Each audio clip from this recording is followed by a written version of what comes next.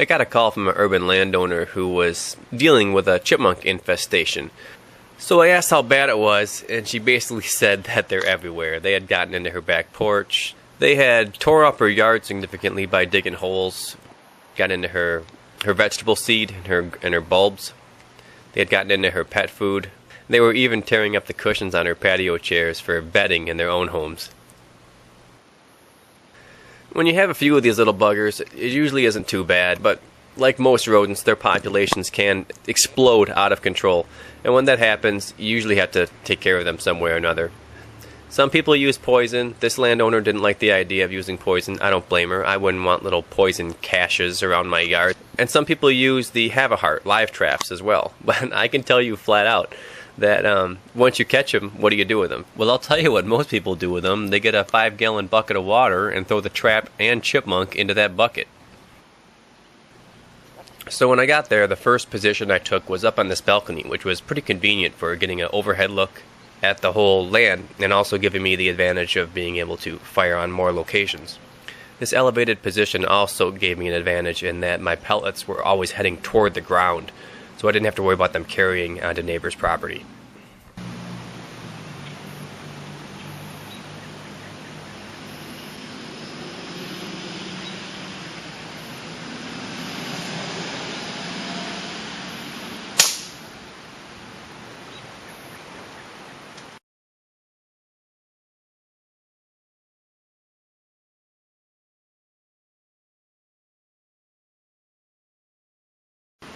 And something I've learned over time is that even though headshots do equal instant death for the animals, they frequently leave the animals squirming and kicking around on the ground due to the nature of the brain being destroyed but the nerves still firing.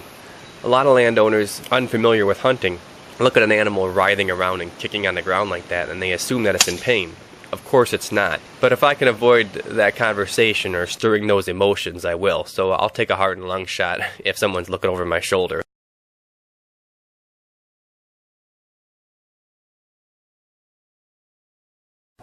Here's one that stopped with his body 50% over the concrete and 50% over the wood shavings.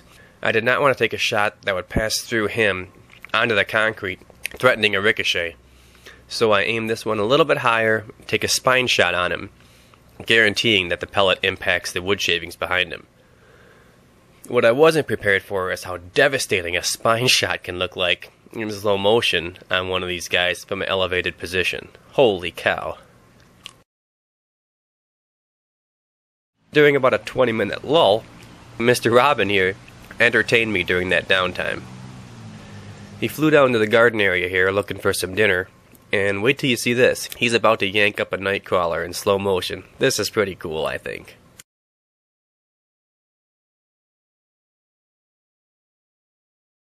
I used to think, judging by the way the robin orients their head, that they're using sound. Come to find out, robins don't use sound. They don't use their hearing to listen for these worms. Rather, they use their sight to see tiny movements in the dirt and then strike in those areas. It is interesting how the robin beats down the nightcrawler before swallowing it, so that the worm wouldn't writhe and wiggle around once inside them. That's just a guess, but they all seem to do the same thing. They pull it out of the ground and they don't just gulp it right down. They beat it up before swallowing it. And after rooting around in the mud, it's good to clean yourself off afterward.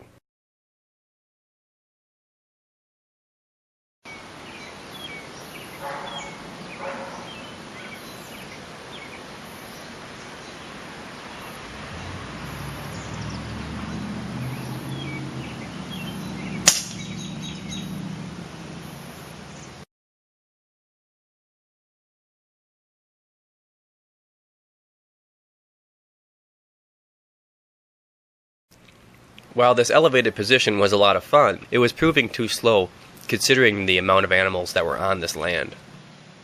So I decided to change my strategy a little bit.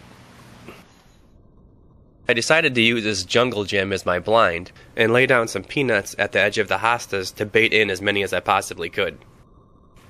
The first thing I had to do when I was inside this jungle gym though was get rid of these unwanted guests. 10 seconds in a garden hose took care of that. As usual, I work a lot faster when I don't have a scope cam attached, So I shot a few through the scope cam, then took it off and got down to business.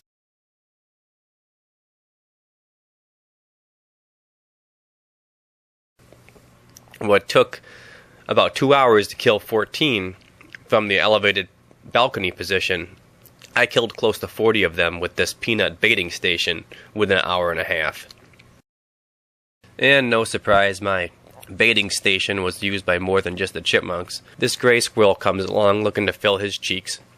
I'd have been happy to stick him and put him in my freezer, but the landowner wanted to keep him alive, so I decided just to put one across his bow to let him know I didn't want him there by my baiting station. He didn't come back after this.